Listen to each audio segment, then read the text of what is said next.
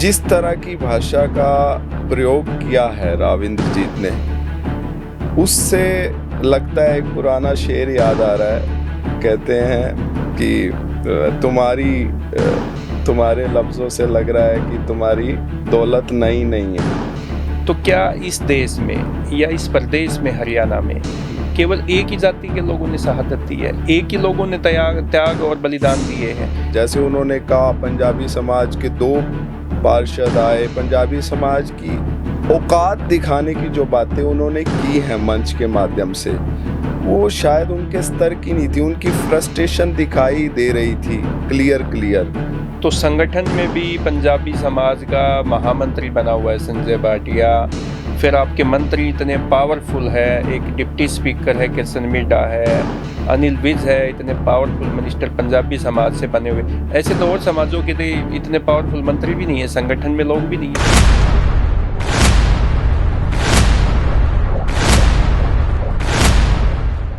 नमस्कार, the Haryana talks में आपका स्वागत है। आज स्टूडियो में खास मेहमान है लवलीन टुटेजा। लवली पंजाबी समाज से हैं, राजनीति भी करते हैं, समाज सेवी हैं।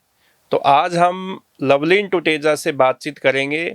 केंद्रीय मंत्री राव इंद्रजीत ने जो बयान दिया था विभाजन विभीषिका कार्यक्रम में पंजाबियों को लेकर, उस बयान को लेकर बात करेंगे कि पंजाबियों के बारे में जो बात कही है, क्या राव इंद्रजीत को पंजाबियों की हकीकत का पता है? क्या पंजाबियों का जो अकेले जो समाज का कार्यक्रम किया जाता है वो सही है, वो गलत है? उनकी क्या पीड़ा है? लवलीन भाई, स्टूडियो में आपका स्वागत है। नमस्कार। ओपी जी, एक बात बड़ी देखने योग्य है। राव इंद्रजीत की तीसरी चौथी पीढ़ी सामाजिक राजनीतिक क्षेत्र में है। राव इंद्रजीत, राव तुलाराम, राव विजेंद्र, उनके पिताजी तो पूर्व मुख्यमंत्री भी रहे हैं। और जब कोई ऐसे पदों पे व्यक्ति रहता है, समाज का प्रमुख व्यक्तित्व बनकर नेतृत्व करता है, तो उसके लिए सब समाज को एक नज़र से देखता है। जिस तरह की भाषा का प्रयोग किया है राव इंद्रजीत ने, उससे लगता है एक पुराना शेर याद आ रहा है।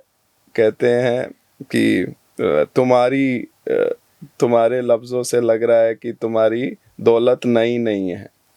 तो मुझे लगता है कई बार कोई व्यक्ति जो समाज का प्रमुख नेतृत्व करने वाला व्यक्ति ऐसी बात करता है तो उससे समाज बढ़ता है। जैसे उन्होंने कहा, पंजाबी समाज के 2 पार्षद आए, पंजाबी समाज की औकात दिखाने की जो बातें उन्होंने की हैं मंच के माध्यम से, वो शायद उनके स्तर की नहीं थी। उनकी फ्रस्ट्रेशन दिखाई दे रही थी क्लियर। और मुझे लगता है जब कोई व्यक्ति किसी चीज़ को compete नहीं कर सकता, किसी अपने शायद एम तक ना पहुंच सके, तो वो इस तरह की फ्रस्ट्रेशन को लेकर एक समाज को टारगेट करता है। आपने कहा कि दौलत नई नहीं है। राव तुलाराम वो लेगेसी को लेके चलते हैं। राव इंद्रजीत, राव तुलाराम की राजा है वो। उन्होंने वो टाइम भी देखा है कि जब उन बलिदान दिया, उन्होंने लड़ाइयाँ लड़ी, जनता की सेवा की। तो आप ये बात तो जो आपने शेर सुनाया, ये तो वहाँ ठीक नहीं बैठता मेरे हिसाब से। तो मुझे लगता है जिस तरह का उन्होंने लफ्ज़ों का प्रयोग किया उस मंच से, वो एक ऐसा मंच था जहाँ शहादत मनाई जा रही थी, शहीदों को याद किया जा रहा था। उस पे इस तरह के किसी समाज को टारगेट करके इस तरह की बातें नहीं करनी चाहिए थी। आपने कहा शहादत मनाई जा रही थी, शहीदों को नमन किया जा रहा था। तो क्या इस देश में या इस प्रदेश में, हरियाणा में, केवल एक ही जाति के लोगों ने शहादत दी है? एक ही लोगों ने त्याग और बलिदान दिए हैं? एक ही जाति के लोगों ने संघर्ष किया है? वो समय था, वो एक आंधी थी, आई और चली गई, लोग भूल चुके हैं। तो क्या अब इस समय पे वो जो दर्द पहले जो जख्म हुए थे, क्या उनको कुरेदना हर साल, क्या सही मानते हैं आप इसको? देखिए, हर कम्युनिटी की अपनी एक संस्कृति है और अपनी संस्कृति को याद करना, अपने बुजुर्गों को याद करना, अपनी परंपराओं को याद करना, अपनी शहादतों पर गौरव रखना, ये हर आदमी का, हर कम्युनिटी का अधिकार है। और वो कोई अधिकार किसी से छीन नहीं सकता। अगर कोई विभाजन विभीषिका का कार्यक्रम बना के अपनी हिस्ट्री को, अपने इतिहास को याद करता है, और जो कौमें अपने इतिहास को याद नहीं रखती वो भविष्य का निर्माण नहीं कर सकती। मुझे लगता है कि जो कौमें अपने इतिहास को याद करते हैं वो एक अच्छे भविष्य का भी निर्माण कर सकती हैं। इसी वर्ष अपनी परंपराओं को याद करने के लिए, अपने कल्चर को याद करने के लिए हर वर्ष शायद मनाया जाता है, और हर सरकार नहीं, बहुत से संगठन भी मनाते हैं, पंजाबी संगठन देश भर में। अभी मध्य प्रदेश में बुधनी में भी मनाई गई, हरियाणा से बाहर पंजाब में बौलपुरी समाज है वो भी मनाता है, हरियाणा में भी मनाई जाती है। यहाँ सरकार द्वारा ये कार्यक्रम आयोजित किया गया, अच्छी बात है। बहुत से पंजाबी संगठन भी मनाए जाते हैं, अपने पूर्वजों को याद करते हैं, इसमें कोई लेकिन बुराई देखो, विभाजन विभीषिका जो कार्यक्रम का नाम दिया गया, उससे लगता है कि जो विभाजन के दौरान वहाँ पंजाब पाकिस्तान से जो लोग हरियाणा में आए या किसी और स्टेट में गए, वो लोग आज भी उनके साथ अत्याचार हो रहा है, वो आज भी दबे कुचले हैं, उनके अधिकारों का हनन हो रहा है, ऐसा दर्शाया जाता है ऐसे कार्यक्रमों में। क्योंकि आज अगर आप देखोगे, राव इंद्रजीत ने एक ही बात कही कि पंजाबियों ने बलिदान दिया, पंजाबी विभाजन विभीषिका में एक ही जाति के लोगों को क्यों बुलाया जाता है? यहाँ पे और भी कांग्रेस पार्टी, इसके बीजेपी के और भी कार्यकर्ता हैं, सभी जातियों के हैं, सभी चुनाव में हिस्सा लेते हैं, तो केवल पंजाबी ही क्यों? जबकि पंजाबी समाज से हरियाणा मुख्यमंत्री दे चुका है। आज भी अगर वर्तमान की भी हम बात करें तो संगठन में भी पंजाबी समाज का महामंत्री बना हुआ है संजय भाटिया। फिर आपके मंत्री इतने पावरफुल है, एक डिप्टी स्पीकर है कृष्ण मिड्ढा है, अनिल विज है, इतने पावरफुल मिनिस्टर पंजाबी समाज से बने हुए। ऐसे तो और समाजों के इतने पावरफुल मंत्री भी नहीं है, संगठन में लोग भी नहीं है। देखिए ओपी जी ने, आपने कहा कि राव इंद्रजीत ने जो शब्द कहे उससे यूं, और आप ये मनाते हो तो यूं लगता है कि समाज पीड़ित है और आज भी शोषित हो रहा है। जो राव इंद्रजीत ने शब्द कहे उससे तो लग रहा है वो पंजाबियों से प्रताड़ित हो रहे हैं। जिस तरह की वो औकात दिलाने की बात कर रहे थे कि 2 पार्षद हैं, वो फला व्यक्ति लड़ा तो केवल 48,000 वोट आए, और ये कहते हैं मैं ही मैं हूँ, ये समाज वाले कहते हैं हम ही हम हैं। तो इससे तो वो लग रहा था कि राव इंद्रजीत प्रताड़ित हैं समाज से। हमारा समाज तो, मैं एक समाज के व्यक्ति होने के नाते, सामाजिक व्यक्ति होने के नाते, हमारा समाज कहीं ना किसी से द्वेष रखता, ना लड़ाई झगड़े पे विश्वास रखता। वो केवल और केवल अपने बिजनेस, व्यापार और अपने जो सामाजिक स्तर को बना कर रखता है। पर हमेशा से जब भी राव इंद्रजीत चाहे गुड़गांवा से लड़े हों, चाहे उनकी बेटी के चुनाव की बात हो, पंजाबी, जब से वो बीजेपी में आया है, चाहे कांग्रेस में रहे, पंजाबी समाज ने उनको, आप शहर के आंकड़े उठा के देख लिए जी पुराने, उनको जिताया है, उनको सहयोग किया है हमेशा। और समझना चाहिए, इतने बड़े कद के नेता को ये बातें समझनी चाहिए, क्योंकि एक पर्टिकुलर समाज को टारगेट नहीं करना चाहिए। इस तरह का टारगेट करके वो क्या हासिल कर लेंगे? कुछ नहीं हासिल कर पाएंगे। आप एज इस बात को लेके पंजाबी समाज के हिमायती है, या एक ऐसी बातें नहीं होनी चाहिए कि भाई सर्व समाज के लोग होने चाहिए ऐसे कार्यक्रमों बिल्कुल में? होने, देखो मैंने पहले भी कहा कि हर समाज को अधिकार है अपनी परंपराओं को, अपने गौरवशाली इतिहास को याद करने का, और वो हर समाज करता है। चाहे जाट समाज हो, सैनी समाज हो, सब मनाते हैं अपनी अपनी जयंतियों के कार्यक्रम, अपने अपने इतिहास को याद करते हैं, और हमें भी अधिकार है, हमारे लोगों को भी अधिकार है। मैं कह रहा हूँ सरकार ने तो अब शुरू किया कुछ वर्षों से, उससे पहले बहुत से संगठन, सामाजिक संगठन, अनेकों सामाजिक संगठन सक्रिय हैं हरियाणा में, और हरियाणा में पहले भी करते आए हैं। विभाजन विभीषिका शायद नाम ना हो, परंतु 14 अगस्त को अनेकों संगठन पुराने करते आए हैं। मैं भी कई कार्यक्रमों में मुख्य अतिथि के तौर पे जाता रहा हूँ कि मुझे ध्यान है।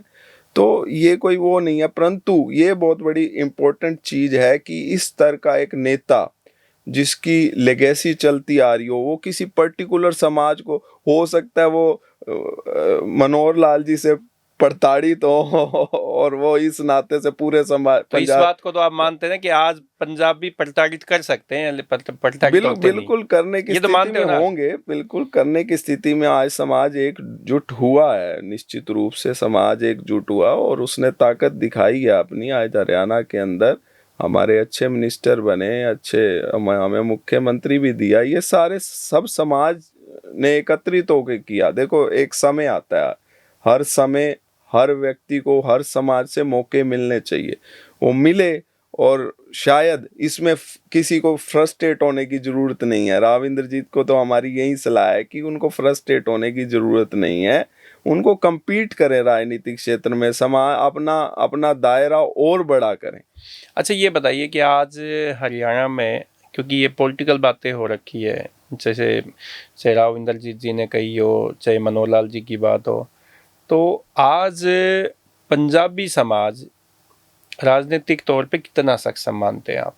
सक्षम ही सक्षम है पूरे हरियाणा में। देखिए, हमारे बहुत से पूर्व में भी बहुत से मंत्री बने, अब भी बहुत मंत्री, और आगे भी भविष्य में भी हमारा यूथ निकल निकल कर आ रहा है। मेरी भी आयु, मैं भी यूथ ही हूँ एक में। हम भी लोग समाज के लिए कुछ करने की ठान के निकलते हैं, हम करते रहते हैं। खाली पंजाबी समाज को राजनीति से जोड़कर सब समाजों को साथ लेके चलना चाहिए, मेरी तो यही हमेशा राय है। और देखो, हम हर व्यक्ति को अपनी कम्युनिटी, अपने समाज पे गर्व होता है, हमें भी है। पर हम ये नहीं कहते कि किसी समाज को टारगेट करो या किसी समाज से द्वेष रखो और या अपने समाज के काम करो। नहीं, सब जन एक हैं, हम सब एक हैं और भारत देश एक है हमारा। देखो, जब जाट कोई बात करते हैं कि मैं भूपेंद्र सिंह हुड्डा को लेकर, लोग अक्सर बीजेपी के लोग टिप्पणी करते हैं कि भूपेंद्र सिंह हुड्डा कहता है कि मैं जाट पहले हूँ और सीएम बाद में हूँ। तो मनोहर लाल जी ने भी जब सीएम थे, उन्होंने भी करनाल में एक ऐसा बयान दिया था। उससे कितने वाकिफ हैं? उनके उनके व्यक्तिगत सोच और उनके व्यक्तिगत बयान होते हैं। मैं इस ऐसी चीजों से सहमत नहीं करता कि जो आदमी एक कॉन्स्टिट्यूशनल पोस्ट पे आ जाता है, पूरा हरियाणा इतनी जिम्मेदारी, जब कहते हैं जिम्मेदारी बड़ी होती है आपकी, तो आपको भी बड़ा होना पड़ता है, मन बड़ा करना पड़ता है। आप केवल एक जिस समाज से निकले हो उसके नहीं हो, आप सब जन के हो, पूरे हरियाणा के हो। भूपेंद्र सिंह हुड्डा जी ने जो बात कही या मनोहर लाल जी ने जो बात कही, वो उनका व्यक्तिगत बयान हो सकता है, उनकी व्यक्तिगत सोच हो सकती है। मैं इससे सहमत नहीं हूँ। ब्राह्मणों को कहते हैं फरसा लेके के गर्दन काट देंगे, जाटों को कहते हैं कंधे से ऊपर कमजोर होते हैं, और फिर भी बाजन बीबीसी का मनाते हो। देखिए, मनोहर लाल जी बहुत ताकतवर हैं। वो चाहे किसी का गला काटें, चाहे किसी को खुड्डे लाइन लगाएं, चाहे किसी को प्रताड़ित करें, और देखो उनकी ताकत के आगे सब नतमस्तक है। आप भी मानते हैं? और पूरा हरियाणा मान रहा है। वैसे वे, क्योंकि आप तो संघ में रहे हैं, हाँ, बचपन से ही, तो मनोहर लाल जी से के साथ कभी काम करने का मौका मिला? बिल्कुल मिला, खूब मिला। उनके साथ रहने का, घूमने का, काम करने का, व्यवसाय करने का भी मौका मिला। व्यवसाय भी साथ किया? बिल्कुल किया। तो बताते मनोहर लाल जी तो सब कुछ त्याग के और संघ की सेवा में को अपने आप को समर्पित कर चुके हैं। उन्होंने किया। जिस व्यवसाय भी साथ साथ में, देखो जीविका सब लोग कमाने का करते हैं कोशिश, जीविका तो चलानी है सबने। उन्होंने मेरे साथ बनियानी गांव के अंदर क्लोन सफेदे का हमारा प्रोजेक्ट था 24-25 एकड़ में, जिसमें वो हमारे साथ थे। तो फिर उसके बाद मनोहर लाल जी हरियाणा के मुख्यमंत्री बने और आप भाजपा छोड़ के और कोई किसी और पार्टी में शामिल हो गए। देखिए, ये एक राजनीतिक प्लेटफॉर्म की बातें हैं, अपनी सोच अपने विचार की बातें हैं। शायद मैं कुछ चीज़ों को लेकर उनसे सहमत ना हुआ हूँगा, या मेरी उस समय सोच क्या रही होगी, आज क्या सोच है, तो एक व्यक्तिगत चीज़ें हैं। मुझे राजनीतिक दृष्टिकोण मेरा अलग है, उनका अलग है। तो रोहतक से आपको, जैसे राजनीति में आपको बीजेपी छोड़नी पड़ी क्योंकि आप संघ में भी काम किया, फिर बीजेपी में रहे, तो इसका कौन था ऐसा नेता रोहतक में जिसकी वजह से आपको बीजेपी से बाय बाय बोलना पड़ा? देखिए, परिस्थितियाँ, समय और समीकरणों की बात है। ये पार्टियां सब एक जैसी हैं। अब आप देखिए, पार्टी कोई बुरी नहीं होती, व्यक्ति, चेहरे और व्यक्तित्व में अंतर आता है। मैं तो ये कहता हूँ कि आदमी को सही दिशा में काम करना चाहिए समाज के लिए। आप देखिए 127 सांसद जो कांग्रेस के थे, वो कांग्रेस छोड़कर बीजेपी में जाके सांसद बने, अन्य अनेकों पदों पर आज भी विराजमान है। कई प्रदेशों के मुख्यमंत्री कांग्रेस से आए, बीजेपी ने बनाए। तो ये मुझे नहीं लगता कोई पार्टी की, कोई इस देश के अंदर पार्टी की कोई अस्तित्व वाली बात रही है। अब तो केवल ये है कि राजनीति अवसरवादिता बची है। तो विचार का कोई महत्व नहीं रहा। जिसको जहाँ अवसर मिलेगा वो वहाँ जाएगा, और जो समाज के लिए अच्छा कर जाएगा वो समाज के लिए जीवित है, नहीं तो। अच्छा, ये जो पंजाबियों में खत्री जो समाज बोलते हैं, जाति बोलते हैं, ये क्या है, इसके बारे में थोड़ा सा बताना। देखिए, खत्री जो है, खत्री शब्द पंजाबी में श जो है साइलेंट है, अगला क्षत्रिय से खत्री है जी। श को हटा दिया जाता है, और खत्री जो है पंजाबी में उसको क्षत्रियो को खत्री बोला जाता है। तो यहाँ बहुत से चीज़ें हैं, बहुत से प्रचार हुए। क्षत्रिय में अलग अलग कम्युनिटी हैं, अलग अलग गोत्र हैं। ऐसा नहीं है। जब भी हम संकल्प लेते हैं, आप कोई पूजा करें तो सबसे पहले संकल्प ब्राह्मण देवता हमारा कराते हैं। तो वो कहते हैं कौन सा कुल, तो वो क्षत्रिय कुल।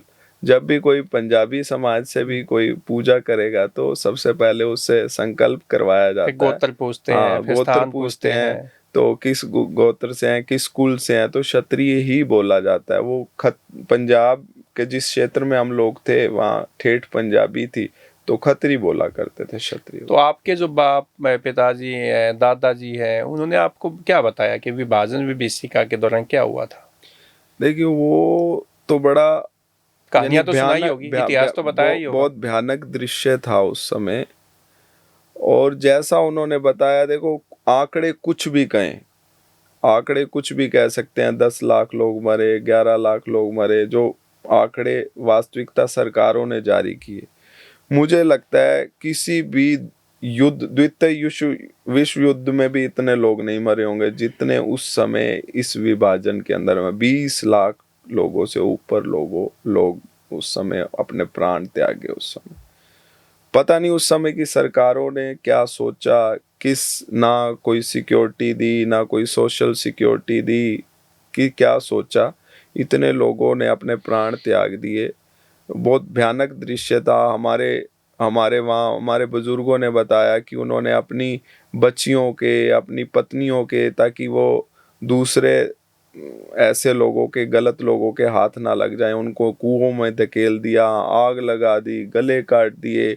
अपनी सारी जो कमाई थी, गाड़ी कमाई, कहीं बक्सों में दबा डालकर गाड़ के आ गए कि हम वापस, उनके मन में यही था एक दिन हम वापस जाएंगे तो निकाल लेंगे। पर किसको पता था, बग्गियों पर लद कर, को ट्रेनें नहीं मिल रही थी उस समय, कैंपों में रखा जा रहा था। तो ऐसे ऐसे कई वृतांत हैं। लोग बड़ी पीड़ाजनक थे। कुरुक्षेत्र पहले ट्रेनें आई, अमृतसर आई, तो ऐसे कई वृतांत हैं। उस समय लोगों को बड़ी पीड़ा रही। धीरे धीरे करके सब लोग आए, जीवन शैली अपनी ठीक की, उन्होंने कमाई की, छोटे मोटे काम धंधे किए, भरपूर मेहनत किया, समाज स्थापित है। तो जो विभाजन विभीषिका के जख्म है, उनको याद करना चाहते हो कि भूलना चाहते हो? देखिए, करना चाहिए याद, क्यों नहीं करना चाहिए, बिल्कुल करना चाहिए। अगर व्यक्ति को किसी चोट को अगर वो याद करता है तो अगली चोट खाने से बच जाता है। हमेशा उस विषय को ध्यान में रखना चाहिए। जिस व्यक्ति से उसको, जिस समय से, जिस स्थान से, जिन परिस्थितियों से उसको चोट लगी हो, वो ध्यान में रखनी चाहिए ताकि आगे आने वाला भविष्य सुधार। तो लवलीन भाई, आपने हमें समय दिया, आपका बहुत बहुत धन्यवाद।